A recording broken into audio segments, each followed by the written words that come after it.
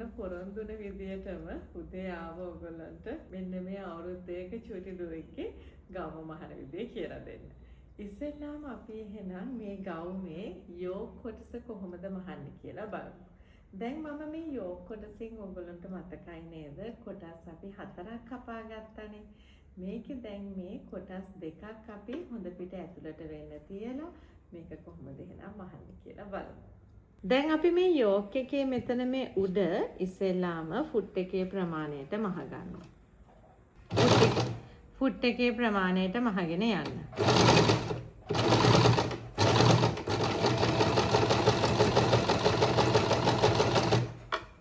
විරුද්ධ පැත්තත් ඒ විදියටම ෆුට් එකේ ප්‍රමාණයට මහ ගන්න.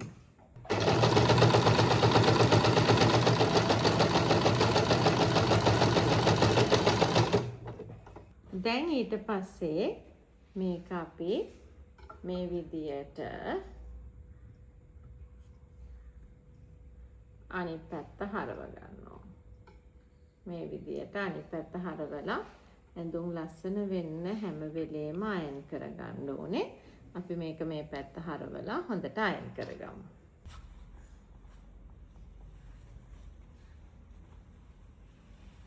දැන් අපි යෝග් කොටස මහලා අයන් කරගත්තට පස්සේ මෙහෙමනේ තියෙන්නේ. මේ විදියට තියෙනවා. මම මෙහෙම මේ දෙක මෙහෙම දෙපැත්තෙන් තියලා අපි අර අඟල් දෙකක් පල්ලට කපාගත්ත පටිය දැන් මේ අත්කට කෙළවරේ ඉඳන් මෙහෙම මහගෙන එනවා. මහගෙන ඇවිල්ලා මේක මේකට අල්ලනකොට අපි අඟල් 6ක් ස්ලිප් කරලා තමයි අල්ලගෙන යන්නේ. මෙතනින් අඟල් 6ක් ස්ලිප් කරන්න. ඊට පස්සේ මෙතන ඉඳන් මේ ටිකට අල්ලගෙන යනවා. එහෙමයි අපි ඒ කොටස අල්ලන්නේ. දැන් අපි ඒක කරන විදිය බලමු.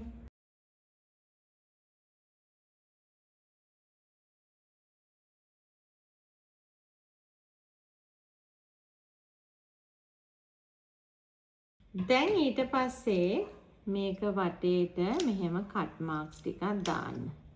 කට් මාක්ස් දානකොට නූල ළඟටම කැපෙන්න ඕනේ. නූල කැපෙන්න බෑ.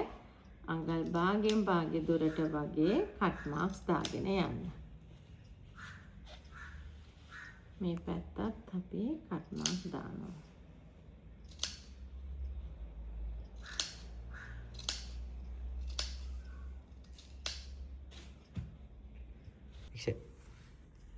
දැන් අපි මේ හොඳ පිට පැත්තෙන් ඇල්ලුවේ පටිය. ඊට පස්සේ ඒක මෙහෙම අනිත් පැත්තට කන පිට මේකේ අනිත් පැත්තට මෙහෙම ඉස්සෙල්ලාම එක සැරයක් මෙන්න මේ මහපු මෙහෙම දක්වාම නවාගෙන නැවතත් අපි ඒක මෙහෙම නවාගෙන හොඳ පිට පැත්තෙන් මහගෙන යන්න.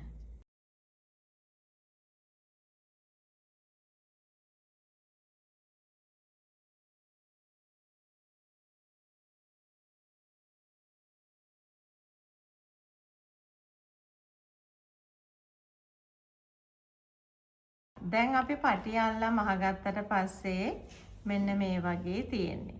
මේ විදියටයි පටිය අල්ලලා මහගත්තට පස්සේ තියෙන්නේ. මේ කොටස ස්ලිප් වුණා. ඉතින් මේ පටිය ඔයාට කැමති පල්ලකට සිහින්ව ගන්නත් පුළුවන්.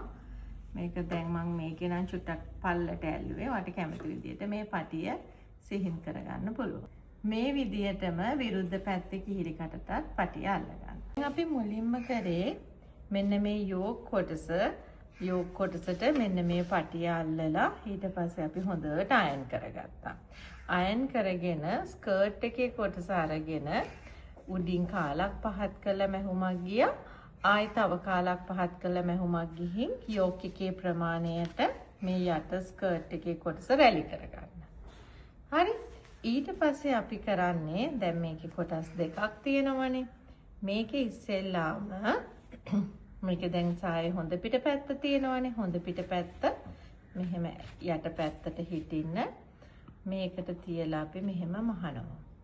දැන් අපි මේ කොටස් දෙක මේ විදියට එකට අල්ලගත්තට පස්සේ මේ මූට්ටුව මෙහෙම ඇතුළට දාලා මේ කොටස් දෙකේ ඇතුළට දාලා අපි මේක චුට්ටක් මෙහෙම නවලා මෙතන අපි යෝක් එකේ ඩබල් ගත්තානේ. ඒකෙන් එක පොටක් මෙහෙම චුට්ටක් නවලා හරි.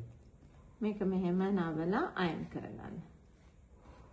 ඊට පස්සේ අපි හොඳ පිට පැත්තෙන් මෙතන අයිනෙන් මහගෙන යනවා.